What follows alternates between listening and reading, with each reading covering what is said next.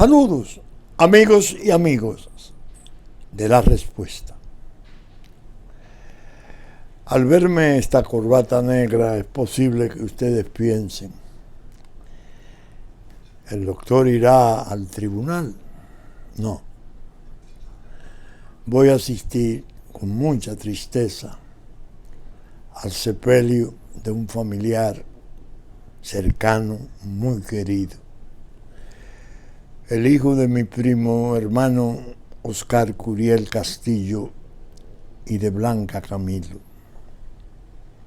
Oscar Curiel Camilo rindió su última jornada ayer y sus restos habrán de ser llevados al Cristo Redentor en la tarde de viernes. A Annie, su hermana, a sus hijos, yo desde aquí les envío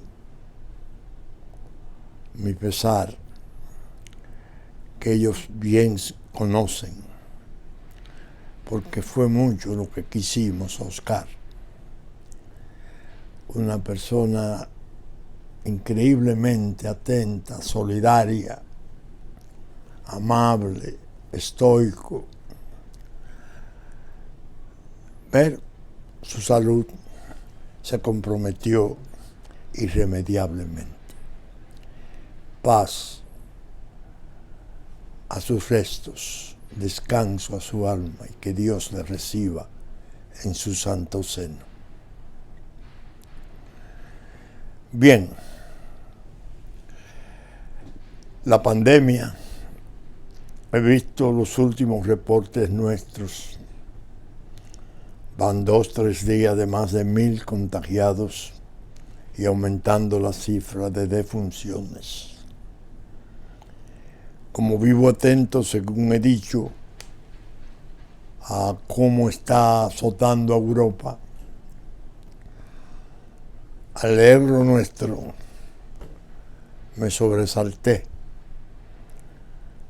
y llegué fácilmente a la convicción de que los peligros nuestros son ciertos y grandes. Tenemos el rebrote, nadie lo dude. Y quiero una vez más encarecer a mis hermanos, a mis compatriotas, a cuantos habiten en esta tierra nuestra tan querida, la mayor prudencia, el sentido más responsable, observar las indicaciones de la autoridad sobre mascarilla, sobre distancia social y no participar en orgullos, en reuniones, menos a puerta cerrada, porque evidentemente nos va a dar, nos está dando y nos puede dar muy duro, hasta un nivel en que yo no me imagino cuál sería nuestro sufrimiento cuando hablan los ataúdes, cosa que ocurriera en Perú y Ecuador. Se dejaban los ataúdes en los parques y en las calles, porque los cementerios no daban abasto. Ese es un tipo de hecho muy penoso y desgarrador. Ojalá no lleguemos a esos términos. Confiamos en la ayuda de Dios. Bien. En la semana pasada yo recomendé un libro. Hoy lo traje. Pero se le recomendé especialmente a una persona importante, el presidente de la República, Luis Rodolfo Abinader Corona. Este es el libro. Se lo recomiendo a todos, desde luego. A él con preferencia porque llegó a poder en un tiempo terrible de crisis entrecruzadas, concomitantes, una generadora de la otra, y sin la ilusión de que pronto va a terminar, pronto va a pasar este rayo. Liderazgo en tiempos turbulentos. Un bestseller de New York Times escrito por Doris Kearns Goodwin, una periodista interesantísima. Se trata de una obra muy bien construida. Lincoln, Theodore Roosevelt, Franklin Delano Roosevelt y Lyndon Johnson. Ella utilizó un método muy agradable. Había escrito trabajos que ganaron premios y los acumuló, los aluvionó, los recopiló. Y agregó naturalmente los párrafos nuevos de llave. En la primera parte describe a esos importantes gobernantes norteamericanos desde su juventud. Muy bien. Tiene episodios, relata episodios conmovedores, interesantísimos. Lo de Lincoln ya se sabe. Lincoln no necesita presentación porque, tal como dijera uno de sus funcionarios importantes, tanto cuando lo vio muerto, ya tú entraste a las edades. Es verdad. Pero con Theodore Roosevelt, Franklin Delano Roosevelt y Lyndon Johnson, el tratamiento de sus juventudes es ameno, a veces triste, pero interesantísimo. Una segunda fase de ellos, cuando estaban en las bregas, eran menores, líderes menores de los estados, uno que fue alcalde y jefe de la policía de New York, otro que fue encargado de no sé qué departamento, otro que fue maestro de escuela en la frontera.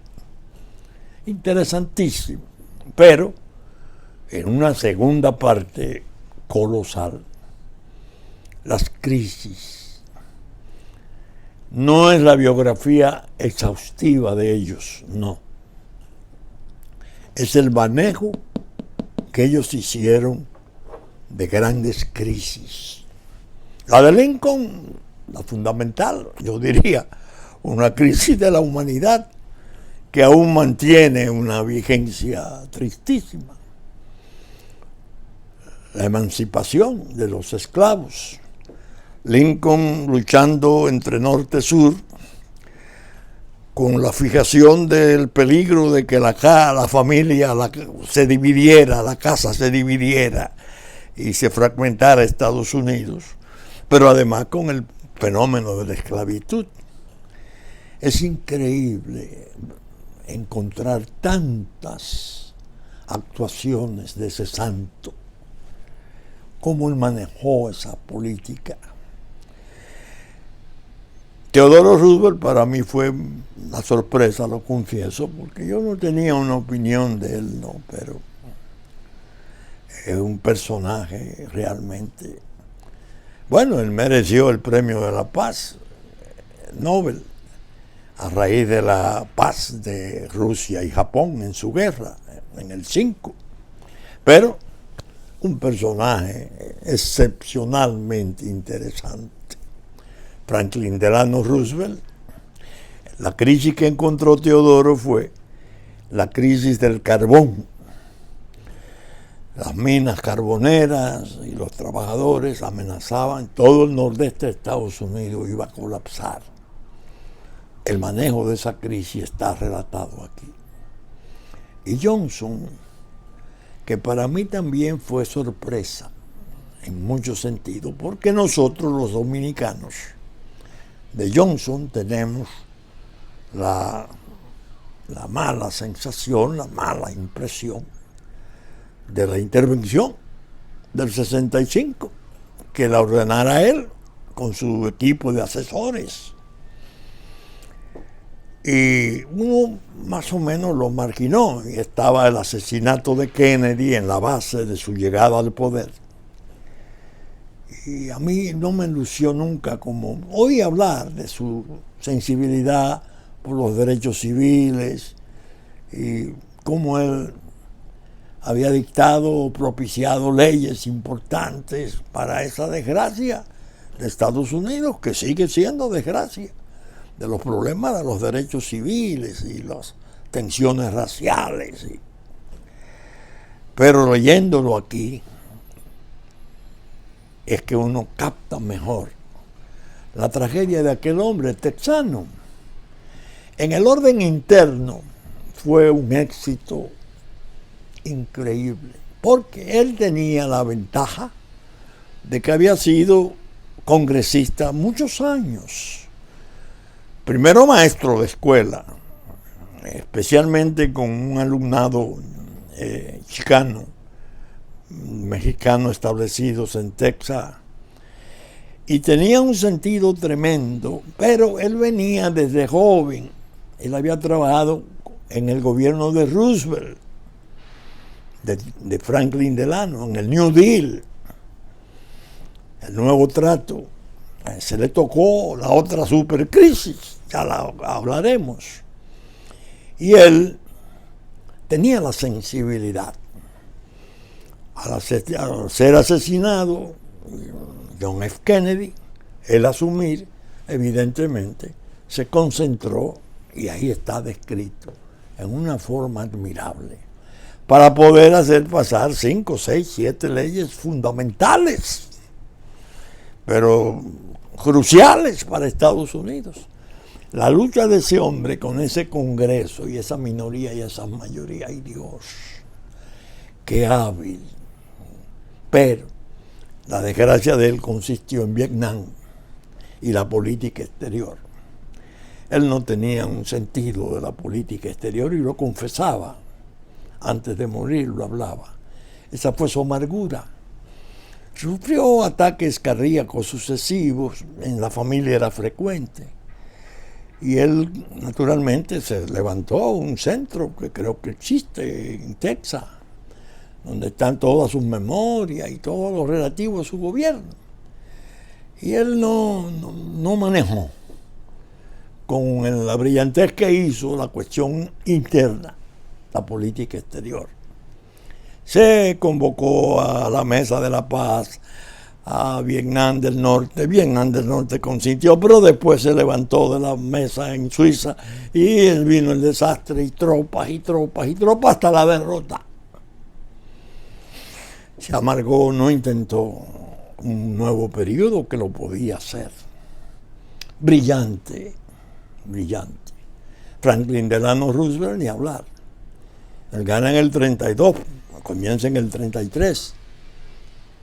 La Gran Depresión del 29, un horror que arruinó a Estados Unidos y a medio mundo.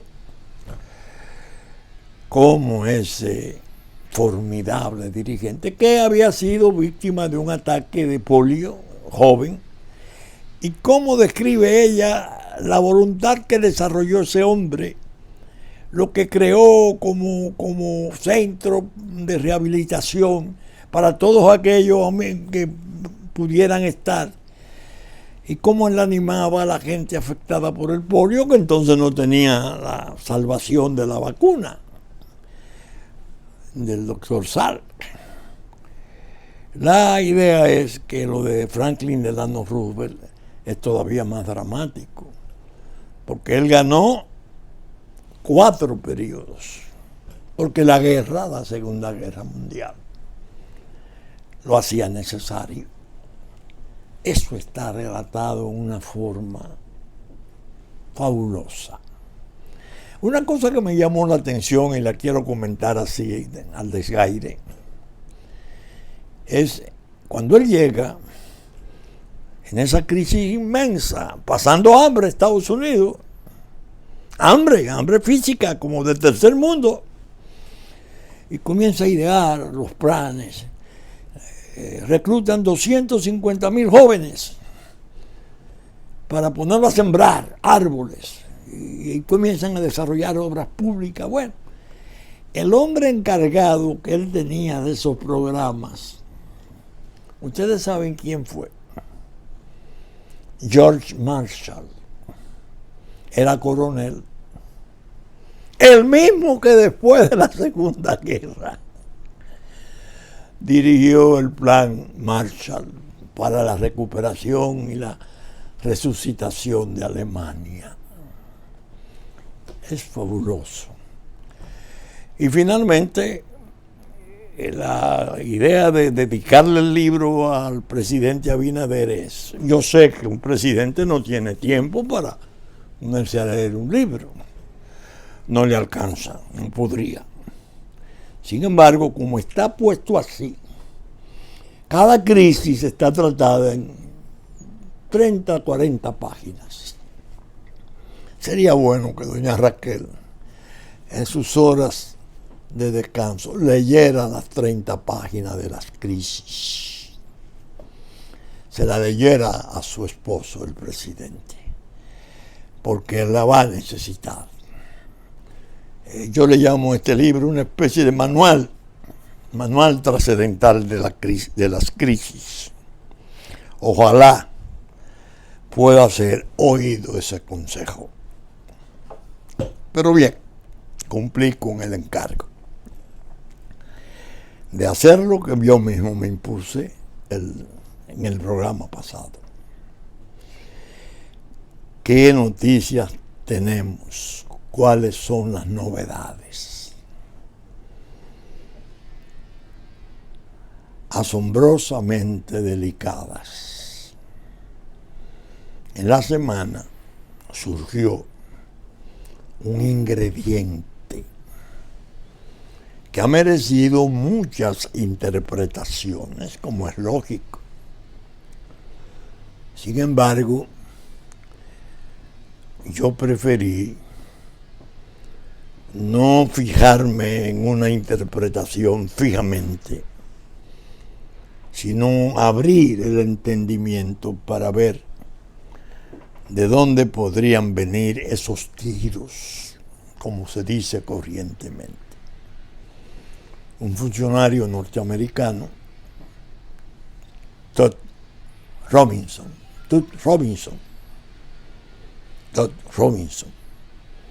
va a Haití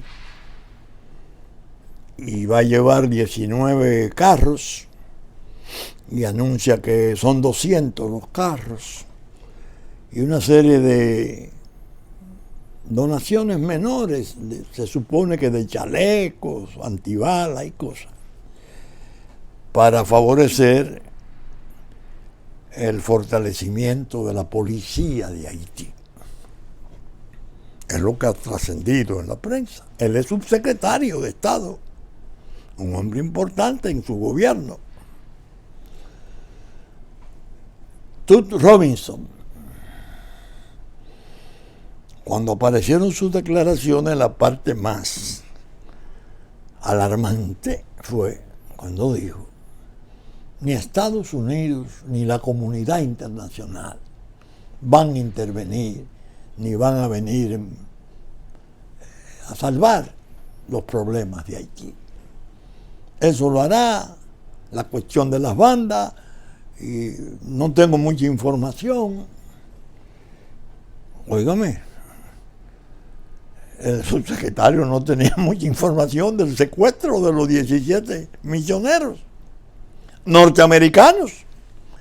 Pero no vendrá ni Estados Unidos ni la comunidad internacional. Aquí, naturalmente, produjo el efecto, claro, lógico.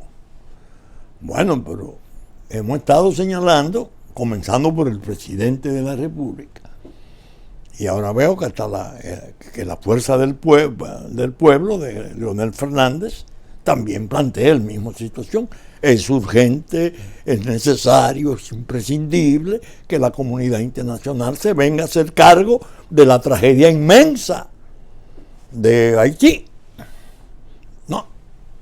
Ay, ¿para qué fue eso? Comenzaron las suposiciones. A mí me llama un amigo y me dice, mira, date cuenta de esto.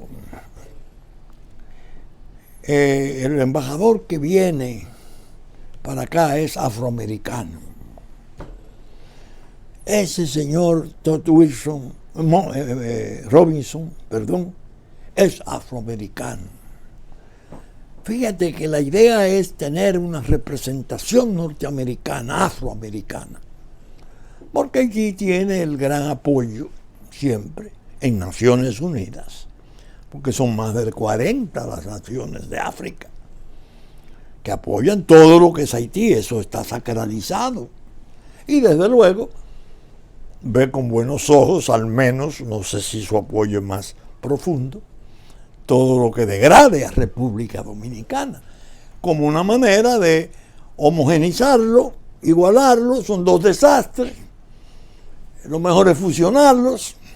Uno tiene las infraestructuras, puertos, aeropuertos, carreteras y todas esas cosas. El otro está desolado. El otro es un desierto, pedazo de Atacama, el desierto de Chile. Y lo van a refundir en un estado binacional, tal como propuso la cadena Fox hace 3 años. Que sí, acabaron de sincerar eso. Y el propio señor Almagro, cuando vino la primera vez, dijo que él no concebía que existieran 2 naciones en una misma isla, recién nombrado en la OEA. Yo le respondí, recuerdo, parece que usted no ha estado en el Mediterráneo. Usted no sabe de Chipre. Señor Almagro, usted no sabe que Naciones Unidas todavía mantiene una representación en frontera entre los turcos chipriotas y los grecos chipriotas después de la guerra. Yo tuve el privilegio de conocer a don Galo Plaza, expresidente de Ecuador, que fue uno de los primeros delegados de Naciones Unidas en el conflicto greco-chipriota y turco-chipriota. Eso, usted está viendo a Chipre, usted no sabe lo que pasó allá, que no se ha podido todavía conciliar, ni se va a poder conciliar. Entonces, ¿de dónde sale su ignorancia, señor Almagro? Bueno, esa es una digresión. El hecho es que Todd Robinson le dio un palazo al avispero. Y eso es que él seguro tuvo en la juventud, en la línea radical de Malcolm X, de Farragut. Eso es que él es del Caucus, él es de la nación de Islam. Bueno, con cargos muy severos. Yo los oía, pero como dije al principio, no asumía ninguna de esas presunciones. Mi hijo Pelegrín me viene a visitar anoche y hablando conmigo me dice, pero tú lo conociste, tú sabes quién es. Ah, caramba, no recordaba. Sí, cuando estaba Chris Urz, que era un norteamericano de origen hindú aquí, tú eras presidente del Consejo de Droga. Él era el segundo. Oh, sí, ya lo recuerdo. Pero ese hombre es muy educado, muy preparado, muy cordial. Entonces ese hombre no es cualquier cosa, no, espérate. Comenzó a hacerme, no, si yo lo traté, me decía Pelegrín, muy lúcido. Ah, caramba, mira qué bueno, porque yo voy a grabar mañana la respuesta y yo estaba bajo el fuego de Malcolm X, de Farragut, esas cosas que me estaba llegando fruto de la gente irritada. Porque todo el dominicano sabe que en la medida que Haití se abandone, que la comunidad internacional se cruce de brazos, le dé la espalda, todo el conflicto va a reventar hacia nosotros y nosotros tendremos que reaccionar en una forma que posiblemente entonces nos intervengan a los dos para la operación, la cirugía mayor de la fusión. que tanto ayudara al gobierno de Danilo Medina a preparar el terreno para que fuera todo un éxito. Crimen este que no lo pagarán nunca. ¿Dónde está, a propósito de esto, Gustavo Montalvo? ¿Alguien me puede decir de su paradero? Le podríamos poner el letrerito clásico de Wanted. No lo vemos. Y tan importante, tan decisivo que fue para matar la patria de los muertos, ofender a los héroes y a los próceres de la República, llamándole élites. Es un trabajo despreciable, porque ellos iban a ser la patria de vivos. Esta que está en curso, la de Barbecue, la de el 400 One, eso que tiene Haití bajo su control de 154 bandas confederadas, compuestas por criminales, algunos nostálgicos de izquierda que andan hablando ahí, como decía el sociólogo haitiano Gedeón Yen, un monstruo compuesto de Mara Centroamericana, la concepción de eso, la droga de México y FARC, dicho por un estadígrafo muy importante de Haití, Gedeón Yen, que traje yo aquí la entrevista que le hizo el diario El País de España al periodista Jacobo García, que lo había entrevistado. El hecho es que me quedé para grabar, por fortuna, Pelegrín me dice, no, él es un hombre moderado, el que yo conocí cuando URSS estaba aquí, el hindú, que era primero el encargado, el delegado político de la embajada, el fundamental. Yo recuerdo haber participado en más de 2 reuniones en que estaba el señor John Robinson y el señor URSS, siendo presidente del Consejo de Droga. Eso sería 99 más o menos, o principio del 2000 o durante el 99. Entonces dije, bueno, ¿qué puede ser? Este es un diplomático de carrera. No se puede suponer en él ignorancia, no, ni torpeza así tan burda. Pero él habló en nombre de Estados Unidos y a nombre de la comunidad internacional. Para un funcionario con su background de ser un profesional, un diplomático de carrera, es muy difícil una declaración tan díscola, porque no podría hablar a nombre de la comunidad internacional. ¡Ah, caramba! El Twitter del presidente Abinader fue dirigido a Joe Biden, presidente de Estados Unidos, a Trudeau de Canadá y creo que a Boris Johnson en Europa, creo que fue Boris Johnson el otro, Estados Unidos, Canadá y Francia. Macron, por favor, me equivoqué, a Macron de Francia. Era un reclamo legítimo, serio, de un jefe de Estado que le dice, miren, atiendan eso, que eso va muy mal. Yo voy a seguir tomando mis medidas, yo me estoy preparando para apretar mis controles migratorios, porque lo que se ve venir es claro, un desastre, una tragedia de alcance mundial. lo que puede surgir ahí, en esta región que está semi-encendida. Pero es posible que al señor Robinson le dieran el encargo de desmentir, de la posibilidad, negar la posibilidad de que ellos y la comunidad internacional se haga cargo. Estaría respondiendo por Francia y por Canadá. Entonces fue un mandado. Usted va y dice esto.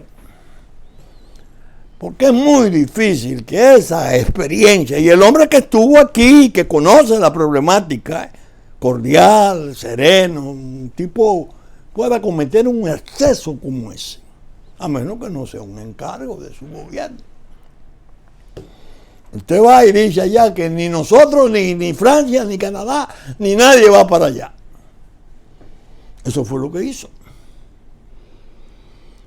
Pero este mandado es peligroso, porque el mensajero puede ser todo lo correcto y circunspecto y prudente que pueda ser, pero entonces está expresando la voluntad de un gobierno. Entonces entra ahí a funcionar otra consideración. Dios mío.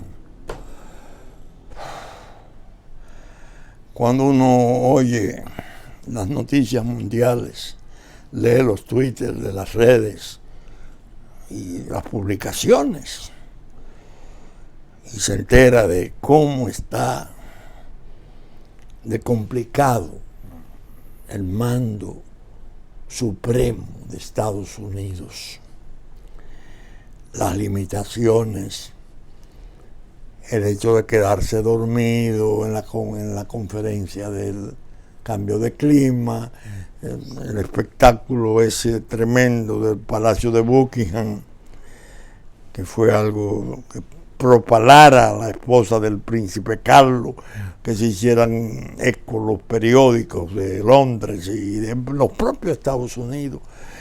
Tantas cosas que le atribuyen a limitaciones, porque fue un senador importantísimo y un hombre importante y brillante. Pero, desgraciadamente, cuando le llegó la oportunidad, era vicepresidente de Obama. Y parece que se pensó que para el triunfo demócrata era preferible ese, inmanejable. Él no tendrá que estar en todo porque tendrá siempre un equipo que lo resuelva. Y ahí se pierde el encanto de lo que pasaba con estos señores. La cabeza. Lincoln, Teodoro, Franklin, Lyndon y otros más. Pero la cabeza. Entonces uno dice, pero bueno, ¿y qué estará pasando? ¿Es que acaso no comprenden en Estados Unidos la gravedad de este asunto? Ni siquiera porque tienen 17 de sus ciudadanos brutalmente secuestrados por una banda de criminales insolentes que exhiben armas modernas, potentísimas, y los desafían. ¿Qué está pasando? ¿O es que el grupo que está en las decisiones? Y eso se vio aquí con Johnson, no vayan ustedes a entender. Cuando Johnson estaba gobernando, él que no tenía afición por la política exterior, Santo Domingo lo resolvía el grupo, que eran muchos de ellos consejeros de Kennedy, Schlesinger, esos grupos, esos eran los que venían aquí y los que decidían. Ese grupo no sé cómo está compuesto, pero me imagino que la oriundez es del sector Obama, que por cierto, ahora ya han presentado situaciones difíciles. La encuesta da a un presidente Biden con un 37%, nunca visto. Pero a su sustituto eventual, la vicepresidenta Kamala Harris, con un 28%. Dios mío, ¿qué es lo que va a pasar? ¿Qué tipo de vacío puede venir ahí? ¿Cómo podríamos nosotros en el centro del Caribe, con ese volcán terrible, al explosionar, de la hambruna, del desastre, del control del crimen, de 28.000 kilómetros en el centro del Caribe, ¿cómo nos va a afectar? Yo creo que todo esto a la larga ha sido conveniente. Las bandas criminales han sido convenientes. ¿Por qué? Porque es el signo brutal, evidente, incontestable de la realidad haitiana. No hay Estado. Un Estado que no tiene fuerza de control ni autoridad territorial no es Estado. Y viene la política exterior y dice, no, nosotros no. Como que dice, entiéndase ustedes, presidente Abinader. ¿Qué tenemos que hacer? Unirnos, tal como se vio en la reunión de los partidos políticos todos. Porque hay un interés común, trascendental, el más importante, el de la independencia nacional, el de nuestra soberanía, el de nuestra suerte. Y ahí no podemos tener diferencias, salvo los grupos que están medio retraídos ahí después de las bandas criminales, pero que ya comenzaron a hablar después que Tom Robinson hizo las declaraciones. No, el odio, no se puede cultivar el odio, hay que tener cuidado. ¿Quién fomenta el odio? ¿Cuándo nosotros hemos inventado una invasión en el tiempo democrático nuestro? Ni siquiera en el tiempo de dictadura se habló de eso. Ahí hubo una tragedia inmensa en el 37. Pero, ¿quién manejó la solución de esa crisis? Franklin Delano Roosevelt, con el presidente Lázaro Cárdenas de México y un presidente cubano cuyo nombre no recuerdo. ¿Qué está pasando? Yo desde la respuesta, señores, les digo que tengo que hacer un esfuerzo sostenido para no desalentarme ni caerme definitivamente. Porque el hecho de haber sido desoído tanto tiempo y hablando los hechos estos atroces que se están dando con tanta dureza en favor de establecer como ciertos mis vaticinios, sería suficiente para desplomarme y decir, que se la entiendan, yo se lo dije a tiempo. Se lo dijimos como la organización política y particularmente desde la respuesta. Mi discurso ha sido insistente. Caramba. Entonces Vincho no estaba deseando cuando sacaba la biografía Mi vida de Clinton y leía los pasajes fascinantes de su romance con una dama haitiana muy bonita, su amistad, la de Finel en Moscú, antes de ser presidente, fascinante como un antropólogo, él y Hillary, asistiendo a una sesión de vudú, porque ellos tenían el interés cultural de explorar esos misterios, de esa, óigame, 11 páginas. En 11 páginas se menciona Aristide, como si fuera, como dije, el consejero espiritual, el padrecito, no la brutal cabeza de carteles de drogas, porque su derrocamiento no fue otra cosa y está puesto en libros importantes y comprobado por la Autoridad Mundial Antidroga. Un desastre ese narcoestado. Entonces digo, caramba, el error fundamental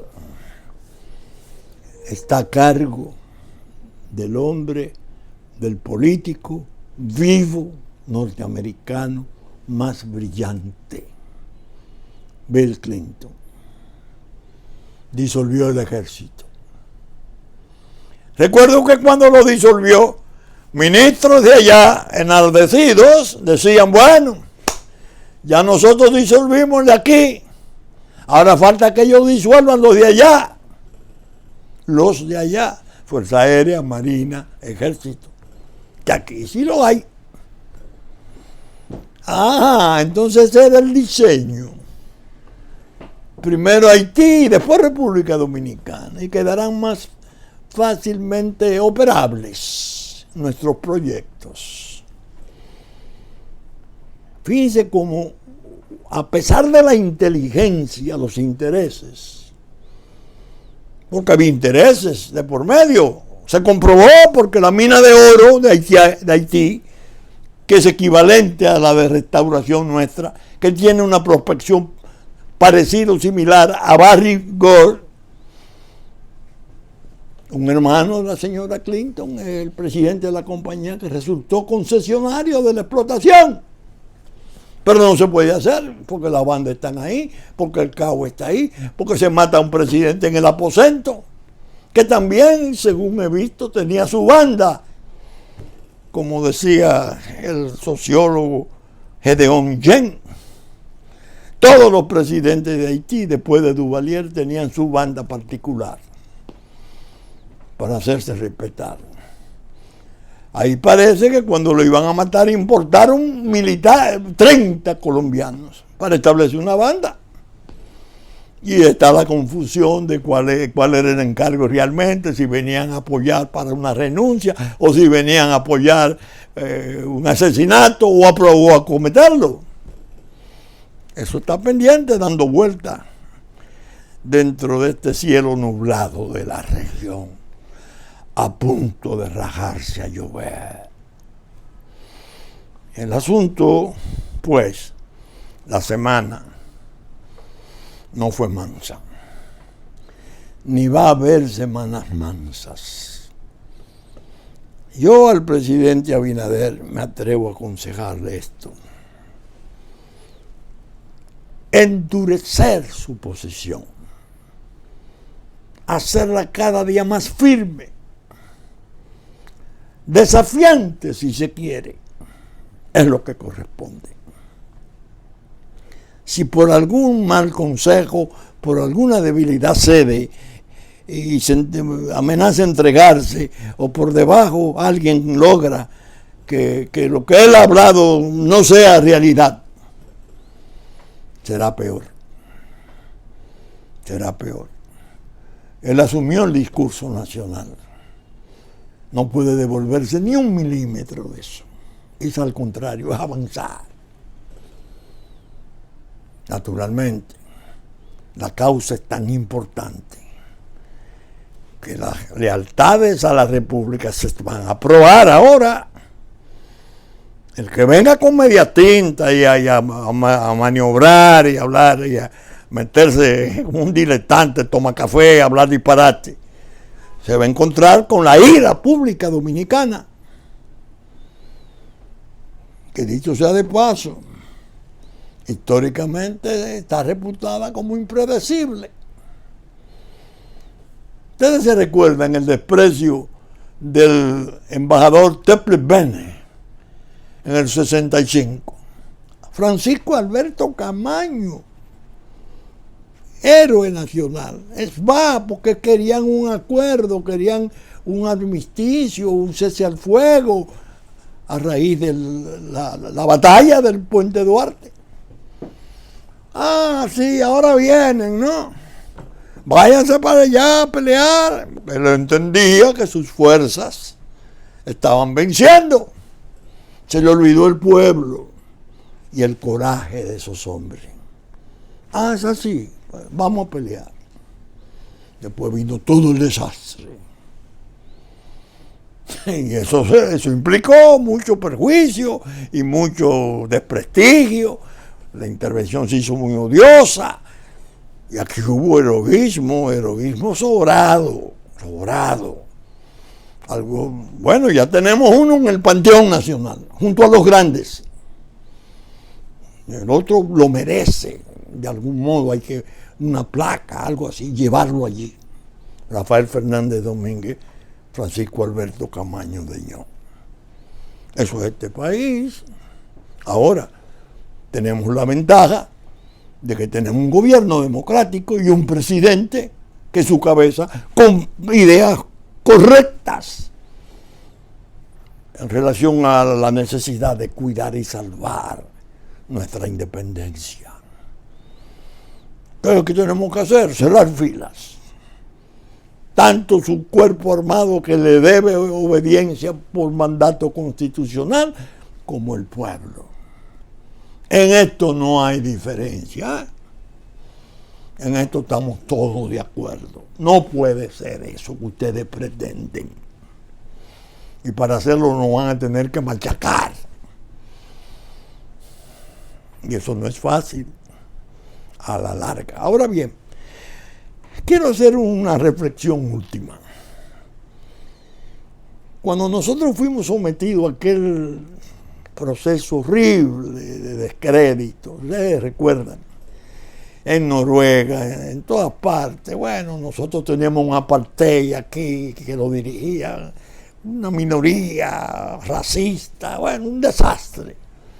Nos estaban preparando cuando vino Ban Ki-moon y habló en el Senado 28 minutos y no mencionó al Estado República Dominicana.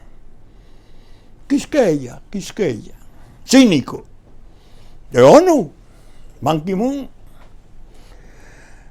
Yo me recordé, en medio de aquella crisis, de Joaquín Balaguer. Mucho, lo tuve más presente que nunca. Y miren que lo tengo presente. En la Asamblea Nacional, le digo al mundo, Francia está a la cabeza de una conspiración contra la República. A él le había llevado, creo que fue Mario Ritt-Vitini, que en paz descanse, un proyecto de préstamo que había venido y ya había una cláusula donde se decía en el Banco Central que si se cambiaba la denominación o pasaba a ser otro Estado, las obligaciones continuarían con lo que surgiera. Oigan por dónde iban. Balaguer dijo, y el gobierno tiene las pruebas. Francia se quedó calladita, no creo que avergonzada, pero callada. A Luis yo le digo, presidente, Robinson trajo un mandado, el mandado es a usted. Respóndale con hidalguía, aumente el rigor, pero algo que yo propuse entonces, que se vio como un exceso, pero bueno, que Mincho está, ¿qué es lo que Mincho pretende? Yo dije, señores, entonces, hace 4 años, Leonel Fernández tiene relaciones internacionales formidables, 3 idiomas, 3 periodos presidenciales. Esas relaciones Leonel Fernández las puede cultivar siempre. ¿Por qué no se designa, le decía yo al presidente Medina públicamente y por todos los medios, y especialmente por la respuesta, una comisión plenipotenciaria presidida por Leonel Fernández que salga por el mundo en todos los organismos a plantear la situación dominicana, la defensa dominicana? Lo propuse y tengo las pruebas. Hace 4 años. ¿Creen ustedes que esta situación es más fácil y más sencilla que aquella? No, esta es peor, porque ahora estamos en el umbral de la guerra, en el umbral de los choques, en el umbral de la violencia. Todo depende cuando detonen aquello. Cuando detonen esa bomba, vamos a tener nosotros que amarrarnos los pantalones y decirle Mejor se hunde la isla que perder nosotros la independencia. Fue la enseñanza del padre fundador de la República. Que lo sepan.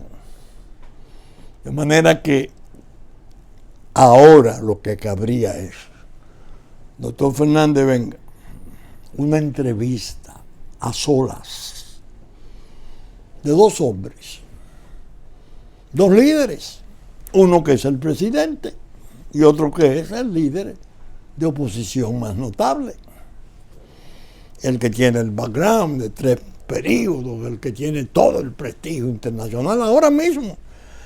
Por fortuna su partido hizo una revelación interesantísima dándole apoyo al presidente, pero no es ese tipo de apoyo el que necesitamos.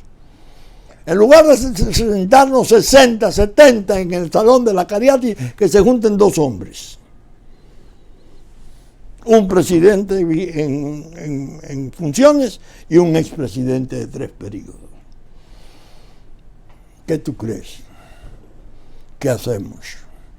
Vamos a juntarnos.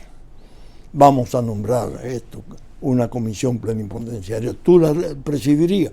Sí, vamos a organizar un itinerario por todo el mundo. A plantear la situación dominicana. Esa es la defensa jurídica, social, moral, ante el mundo. Que la otra está a cargo de nuestras Fuerzas Armadas y del pueblo nuestro, que es un verdadero ejército. Cuántas veces lo ha probado, cuántas veces corre peligro la independencia de la patria.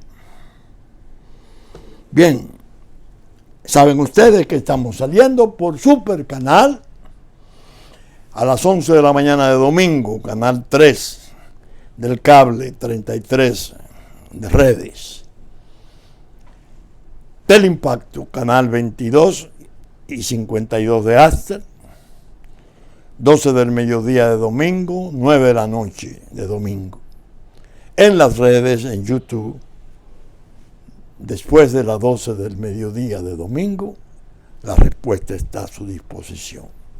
Con la gracia de Dios esperamos estar con ustedes el próximo fin de semana en la entrega de una nueva respuesta. Muchas gracias y hasta entonces.